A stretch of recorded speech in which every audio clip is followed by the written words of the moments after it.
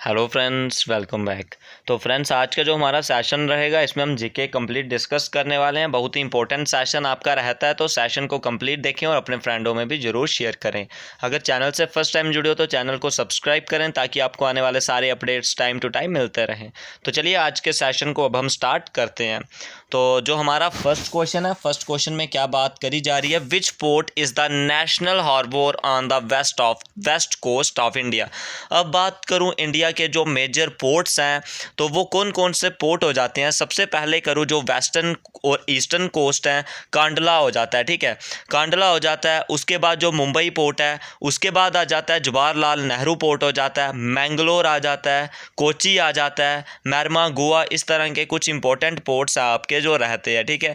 तो आपने बताना है which port is the national harbour of the west coast. तो नेशनल हार्बर आपने बताना है वेस्ट कोस्ट का कौन सा पोर्ट है, ठीक है। तो एनोर पोर्ट हो जाएगा, कोची पोर्ट, कांडला पोर्ट या विशाखापट्टनम पोर्ट, ठीक है। जो विशाखापट्टनम पोर्ट है वो आपका कौन सा पोर्ट है, ईस्टर्न कोस्ट का पोर्ट है, ठीक है। और विशाखापट्टनम आपका डीपेस्ट पोर्ट है। उसके बाद नेक्स्ट दिया हुआ है जो आपको इनोर पोर्ट है आपका, ठीक है। तो उसके बाद नेक्स्ट आपका इसका सही ऑप्शन हो जाएगा जो नेशनल हार्बर है वो आपका कौन सा पोर्ट है, कोची पोर्ट है, ठीक है।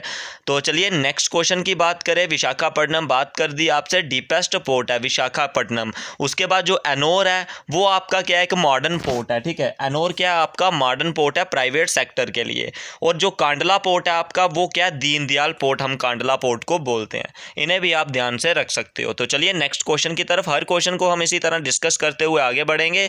जो आपके हर कॉम्पिटिटिव एग्जाम के लिए जेके एसएसबी, जेके पीएससी, जेके, चाहे आपका एसएसबी है, चाहे कोई भी एसएससी एग्जाम है, कॉम्पिटिटिव एग्जाम है, चाहे आपका कोई डिफेंस का एग्जाम है, सब एग्जाम्स के लिए बहुत इंपॉर्टेंट सेशन है। तो पीडीएफ भी आपको इसकी कंप्लीट मिल जाएगी, पीडीएफ का लिंक डिस्क्रिप्शन पे मिल जाएगा, तो आप उसे डाउनलोड करके वहाँ से देख सकते हो, टेलीग्राम का मिल जाएगा। अगर आपने मुझे डायरेक्ट बात करनी है तो आप मुझे इंस्टाग्राम हृतिक323 पर भी मैसेज कर सकते हो। तो चलिए नेक्स्ट क्वेश्चन की तरफ। White revolution is related to, जो वाइट रेवोल्यूशन है वो किससे रिलेटेड है, ठीक है। तो सबसे पहले जो क्रांतियाँ जो आई थी वाइट रेवोल्यूशन, तो जो किसमें जो भी हमारा नेचर्स की चीज़ें रही थी, जैसे कि जालो रेवोल्यूशन, वाइट रेवोल्यूशन, इस तरह के बहुत सारे रेवोल्यूशन आए थे, ठीक है। जो भी आपके रेवोल्यूशन रहेंगे वो हम धीरे धीरे डिस्कस करते जाएंगे। सबसे पहले आपका मैं बात करूँ जो ब्लैक रेवोल्यूशन होता है, ब्लैक रेवोल्यूशन किसके अकॉर्डिंग आया था, जो डीजल्स के बारे में। उसके बाद आ जाता है आपका ब्लू रेवोल्यूशन, तो ब्लू रेवोल्यूशन आया था आपका जो फिशरीज हो जाते हैं, ठीक है। तो ग्रीन रेवोल्यूशन आपका हो जाता है एग्रीकल्चर का, ग्रीन रेवोल्यूशन हो जाता है एग्रीकल्चर का। उसके बाद आ जाता है गोल्डन रेवोल्यूशन, तो गोल्डन रेवोल्यूशन हो जाता है आपका फ्रूट प्रोडक्शन का। तो पिंक रेवोल्यूशन आपका हो जाता है किसका, प्रावंस, यानी कि फिश जो प्रोडक्शन रहती है वो भी हो जाता है। रेड आ जाता है आपका टमाटो का, ठीक है, टमाटो रेवोल्यूशन। और सिल्वर रेवोल्यूशन आपका हो जाता है एग प्रोडक्शन का, ठीक है, सिल्वर रेवोल्यूशन हो जाता है एग प्रोडक्शन का। और नेक्स्ट आ जाता है जो वाइट रेवोल्यूशन है वो किसका हो जाता है, मिल्क प्रोडक्ट का हो जाता है। और जो आपका येलो रेवोल्यूशन है वो आपका ऑयल सीड प्रोडक्शन का हो जाता है। तो इन्हें भी आप याद रख सकते हो, बहुत ही इंपॉर्टेंट क्वेश्चन जितने भी रेवोल्यूशन बात की। तो नेक्स्ट क्वेश्चन है which Indian state is not a producer of mica. तो जो माइका एक मिनरल है, इनमें से कौन सी स्टेट है जो माइका को प्रोड्यूस नहीं करती है। सबसे पहले बात करें तो प्रोड्यूस कौन कौन सी करती है, झारखंड हो जाती है, आंध्र प्रदेश हो जाती है और राजस्थान हो जाती है। ये जो तीन स्टेटें हैं जो माइका मिनरल को प्रोड्यूस करती हैं, ठीक है। कौन कौन सी, झारखंड, आंध्र प्रदेश और राजस्थान। अब कौन सी बची, तमिलनाडु। जो तमिलनाडु आपकी स्टेट है, तो तमिलनाडु में जो आपका माइका होता है वो प्रोड्यूस नहीं होता तमिलनाडु में, ठीक है। इसे आप ध्यान से रख सकते हो और साथ साथ में इन्हें आप लिखते भी रहें, जो आपके लिए बहुत ही इंपॉर्टेंट हो जाएगा, ठीक है। तो इनकी जो कैपिटल्स हैं वो आपने कमेंट करके बतानी है। तमिलनाडु की कैपिटल आपकी चेन्नई हो जाएगी, उसके बाद झारखंड की रांची हो जाएगी और राजस्थान की आपकी जयपुर हो जाएगी, ठीक है। तो आंध्र प्रदेश की आपकी ईटानगर हो जाएगी। तो चलिए नेक्स्ट क्वेश्चन की तरफ। लॉन्गेस्ट नेशनल हाईवे आपने बताना है, इनमें से जो सबसे बड़ा हाईवे है वो कौन सा हाईवे है। फर्स्ट दिया हुआ है NH44, NH548, NH19 या NH44। तो सबसे बड़ा जो आपका हाईवे है वो आपका NH44, एनएच जो आपका 44 है वो कौन सा, जो कश्मीर टू कन्याकुमारी को कनेक्ट करता है, वो आपका सबसे बड़ा क्या है, नेशनल हाईवे है इंडिया का। इसे भी आप ध्यान से रख सकते हो और इस तरह का जो क्वेश्चन है वो भी आपके एग्जाम में जो कई बार पूछा जाता है। तो चलिए नेक्स्ट क्वेश्चन की बात करें। जो आपका नेक्स्ट क्वेश्चन हो जाएगा, which of the following is the headquarter of the east coast railway.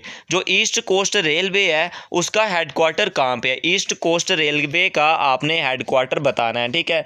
तो चलिए थोड़ा सा और जो जानकारी, NH44 जो आपका हो जाता है तो वो भी बात कर दी, सबसे जो लॉन्गेस्ट हाईवे हो जाता है। उसकी लेंथ की बात करूँ, लेंथ हो जाएगा आपका 3745 किलोमीटर इसकी लेंथ हो जाती है, ठीक है। उसके बाद और भी जो आपका नेक्स्ट दिया हुआ है NH जो 548 है, जो सबसे स्मॉलेस्ट है इंडिया का, NH 548 सबसे स्मॉलेस्ट है इंडिया का, NH 548 इसकी लेंथ कितनी है, 5 किलोमीटर है, ठीक है।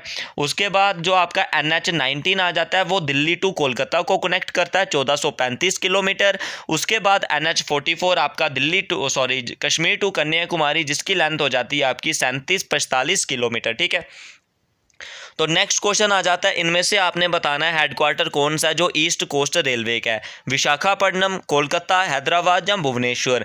तो जो रेलवे जोन्स है हमारी, वो बहुत सारी जोन्स हैं, कौन कौन सी हो जाती हैं, central, eastern, northern, northern eastern, north east frontier हो जाती है, सदर्न हो जाती है, साउथ सेंट्रल हो जाती है, ठीक है। और भी जो इसके अकॉर्डिंग इंपॉर्टेंट है तो वो भी है। तो सबसे पहले बात करें हमने कौन सा बताना है, जो आपका ईस्ट कोस्ट रेलवे है, ठीक है। तो ईस्ट कोस्ट आपका जो रेलवे हो जाएगा, ईस्ट कोस्ट का आपका कहाँ हो जाएगा, भुवनेश्वर। जो भुवनेश्वर आपका कहाँ पे, उड़ीसा की कैपिटल है भुवनेश्वर, इसे आप ध्यान से रख सकते हो। तो और भी जो बहुत सारे सेंट्रल रेलवे जोन आपका मुंबई में है, ठीक है, सेंट्रल जो रेलवे जोन है वो आपका मुंबई में है, ठीक है। इसे आप ध्यान से, ताकि अच्छे से आपका जो क्वेश्चन है वो हो पाए, ठीक है। तो और भी जो भी मेन इधर इंपॉर्टेंट क्वेश्चंस थे वो हमने डिस्कस करे। अब चलिए नेक्स्ट जो हमारा क्वेश्चन है, विच मुगल एम्परर रोट तुजुक-ए बाबरी। इनमें से कौन सा मुगल एम्परर है जिसने तुजुक-ए बाबरी को लिखा हुआ है। तो जो भी हमारा जो दिल्ली सल्तनत के जो क्वेश्चंस चल रहे हैं तो उन्हीं के बेस पे हमारे जो क्वेश्चंस चल रहे हैं। तो इस क्वेश्चन का आपने बताना है जो तुजुक-ए बाबरी है तो वो किसने लिखा हुआ है। ऑप्शन दिए हुए हैं आपको, हुमायूं, बाबर, अब्दुल फजल या अब्दुल रहीम खान, ठीक है। तो इस क्वेश्चन का आपका सही आंसर हो जाएगा जो आपका कौन से मुगल एम्परर ने तुजुक-ए बाबरी को लिखा हुआ है। तो तुजुक-ए बाबरी आपका हो जाएगा, किसने लिखा हुआ है, बाबर ने लिखा हुआ है। तो जो आपका मुगल एम्पायर था, मुगल एम्पायर भी जहाँ से आपका स्टार्ट हो गया था, कहाँ से, आपका बाबर के बाद। तो पहले उससे लोधी डायनेस्टी थी, यानी कि दिल्ली सल्तनत थी। दिल्ली सल्तनत का जो लास्ट रूलर था वो आपका कौन सा हो जाता है, इब्राहिम लोधी, जो लोधी डायनेस्टी का था, जो खत्म हुआ था 1526 में। तो 1526 के बाद कौन आया था, बाबर आया था, यानी कि मुगल एम्पायर आया था। जो बाबर था वो 15 से 26 तक, 1530 तक उसने क्या किया था, मुगल एम्पायर के फाउंडेशन रखी थी। कब, 1526 में। और जो इनकी ऑटोबायोग्राफी है तुजुक-ए बाबरी, ठीक है, इनकी ऑटोबायोग्राफी कौन सी है, तुजुक-ए बाबरी, वो किसने लिखी हुई है, बाबर ने ही लिखी हुई है।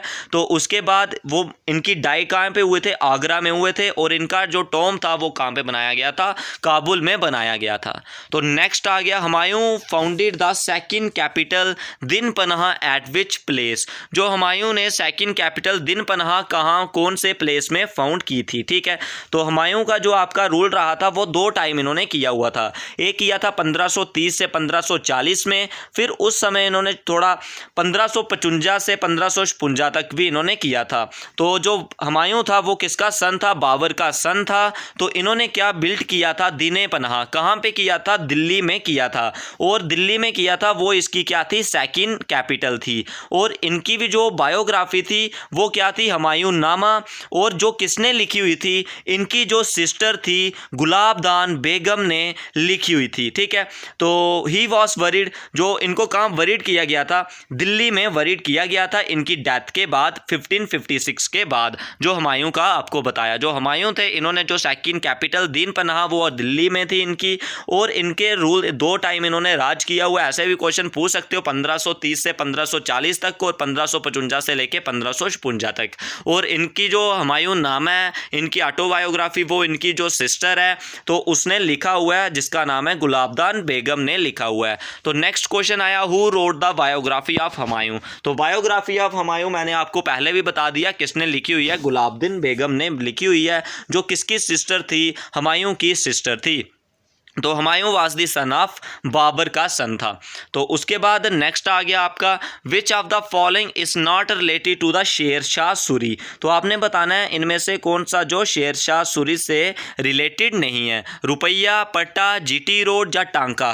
तो इनमें से आपने बताना है जो शेर शाह सूरी थे तो उनसे क्या इधर संबंधित नहीं है, ठीक है। तो आपका इधर ऑप्शन आपको बता दिए हैं, इस पर जो आपका सही ऑप्शन रहेगा इस क्वेश्चन का तो वो आपका हो जाएगा ऑप्शन नंबर डी, यानी कि टांका इस क्वेश्चन का सही और करेक्ट ऑप्शन हो जाएगा। जो टांका है वो शेरशाह सूरी से रिलेटेड नहीं है। तो चलिए नेक्स्ट क्वेश्चन की बात करें। इस स्तर के बाद जो नेक्स्ट क्वेश्चन हमारा हो जाएगा तो नेक्स्ट क्वेश्चन आपका आ जाएगा, नेक्स्ट क्वेश्चन की बात करें, which among the following architecture does not belong to the Akbar reign. Akbar के रीजन से कौन सी जो आर्किटेक्चर है वो बिलोंग नहीं करती है। तो अकबर की बात करें तो अकबर का जो काल रहा वो 1556 से लेके 1605 तक रहा, ठीक है। तो 1500 कहाँ से लेके 56 तक 1605 तक रहा। तो इन्होंने बहुत सारे जो अकबर, बादशाह, गाजी, इन्होंने क्या फाउंड किया, फतेहपुर सिकरी फाउंड किया, तो जिसे दिने इलाही भी बोलते हैं। जो बीरबल थे वो इनके डिसिपल थे। उसके बाद झैया, और इन्होंने क्या बिल्ड किया, आगरा फोर्ट बिल्ड किया, लाहौर फोर्ट बिल्ड किया, बुलंद दरवाज़ा बिल्ड किया, इलाहाबाद फोर्ट बिल्ड किया। उसके बाद जो इनके कोर्ट्स थे इनमें 9 जो ज्वेलर्स थे, यानी कि नवरत्न जिन्हें हम बोलते हो, ठीक है, तो वो भी आप याद रख सकते हो। इन्होंने बुलंद दरवाज़ा भी बनाया, आगरा फोर्ट भी बनाया, लाहौर फोर्ट भी बनाया, और जो मोती मस्जिद थी वो अकबर के रीजन में नहीं बनाई गई थी। तो चलिए नेक्स्ट क्वेश्चन की तरफ, the only plant cell with nuclei among the following are. तो इनमें से आपने बताना है कौन सा जो प्लांट सेल होता है जिसके साथ जो न्यूक्लियाई उसी के साथ लगा होता है, cambium cell, root hair, companion cell या ट्रैचाइड सेल। तो इस क्वेश्चन का आपका जो सही और करेक्ट ऑप्शन हो जाएगा तो वो आपका रहेगा क्वेश्चन नंबर ए, यानी कि कैम्बियम सेल इस क्वेश्चन का आपका सही और करेक्ट आंसर हो जाएगा। तो नेक्स्ट क्वेश्चन आया, विच of the following is not obtain from the stem. इनमें से आपने बताना है कौन सा जो हमें स्टेम से ऑब्टेन नहीं होता, सन हेम्प, हेम्प, जूट या कॉटन। ऑप्शन नंबर डी जो कॉटन है वो हमें स्टेम से ऑब्टेन नहीं होता।